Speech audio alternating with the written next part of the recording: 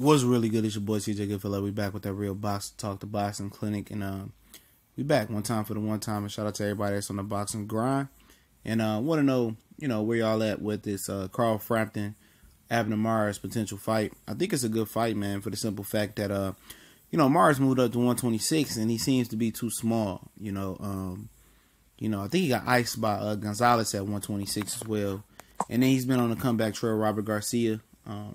I've been watching, Ellie Setback videos over there, and I like Abner Mares. He got the gold Mercedes-Benz that's fabulous.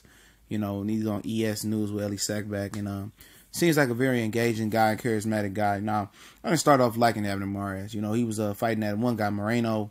He was doing 1,000 low blows, but he came back and I think improved.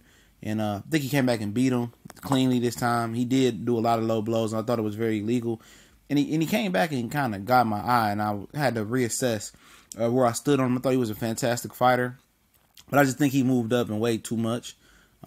He had a great effort versus Santa Cruz, just came up short. But the one thing I like about Carl Frampton versus Abner Mares is Carl Frampton is not a big guy as well. Even though he's busting at the seams at 126, and I think if he potentially moves up to 130, that's trouble for him, because I don't think he can deal with a guy that's as powerful as Gervonta Tank Davis, Tevin Farmer, who's a little bigger, but he don't punch hard, but he's slick. He still got that physical strength.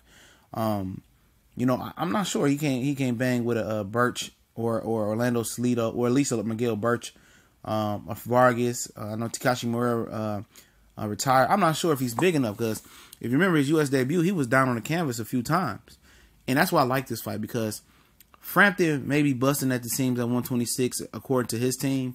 But I still don't see him as a physically powerful or physically imposing guy at 126. That's just me. And I think that plays into Abner Mares' hand. I think Mars will have a great shot at competing and beating Carl Frampton. I think it would be, if Frampton beats him, it's just Frampton was a more skillful fighter. Not that he was a more powerful or stronger fighter than Abner.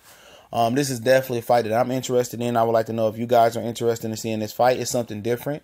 Of course, a lot of people are now starting to bring up, because I brought it to light, when other people are just coming to the conclusion that, Leo Santa Cruz has a couple belts at 126 and Gary Russell Jr. has the green belt. Why is those guys not fighting? I understand people say, well, Gary Russell is very inactive, but Gary Russell has bad hands, so he's going to spot, he's going to spot fight.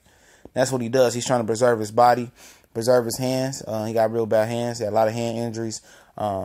So, why not? And Santa Cruz, he don't want to fight Gary Russell. We know Santa Cruz don't want to fight anybody.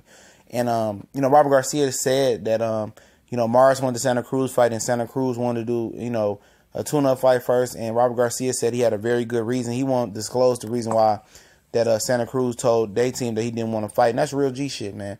You never disclose something that people want to keep private. And if Robert Garcia says it's a good reason why Santa Cruz didn't want to fight, I'm a roll with him, because I like Robert Garcia. I like those boys over there. But, let's do Carl Frampton Mares and something different and spice it up. But we gone.